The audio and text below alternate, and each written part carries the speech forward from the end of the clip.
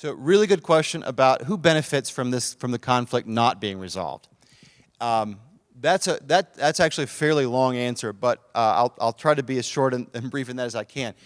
When you have a conflict like this that's gone on for a long time, you definitely have people on both sides, and if I take you there, I can introduce you to people on both sides who want to figure out a way to solve it, all right? But you also have a whole group of people who actually are invested in the conflict itself.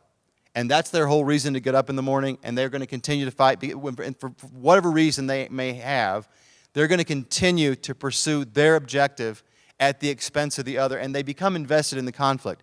And their whole reason to be actually would fall away if the conflict fell away, if the conflict was resolved, all right? So unintentionally, people actually can become invested in that paradigm too.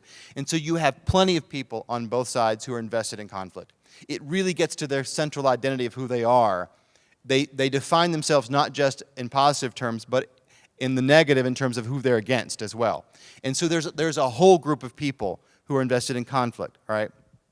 And then there's all the folks in the middle who are sort of neither.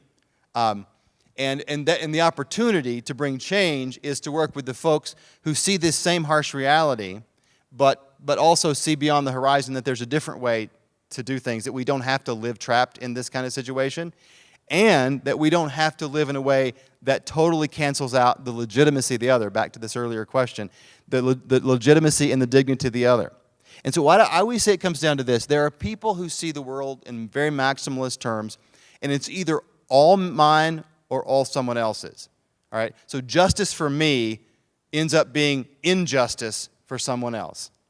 All right? And that's really not justice. That's not the true definition of justice. But then there are other people who see the world more in terms of mutuality, and they understand something about that my sense of peace, dignity, security, justice, freedom, whatever it is that's really compelling me, is actually connected to yours, that it can't be at your expense, all right? So if I want justice, or if I want security, or if I want peace, or freedom, or any of these things, I have to understand that we live in a world in which that's connected to someone else's, that concept of mutuality, right? And those are the people who are not invested in the conflict. Those are people that are invested in figuring out ways to get beyond it. And they are people who have suffered by the conflict. They more than anybody else, some of these are the people who've paid the price. And I'll tell you about a couple of them. There's a group there called the Parent Circle. And these are Israelis and Palestinians who've lost a direct family member in the conflict, in the violence. Son, daughter, husband, wife, brother, sister, someone, direct family member that they've lost in the violence. And they've come together and they've created an organization to argue for ending the conflict, nonviolence, and a reconciliation process. Now, these are not people who believe in rainbows and unicorns. These are actual people who have suffered an unimaginable horror. They've lost a daughter or a son or a spouse. And out of that crucible of that really horrible pain, they have come to argue for a different way of doing business, a different way of living together. All right? And they're very inspiring. And those are the folks with whom you can work because they're trying to build a better future, not one that's disconnected from the past and all the history and the competing narratives and all that. One that understands that but wants to build a new future that's not bound by it, that's informed by all that but not bound by that. All right?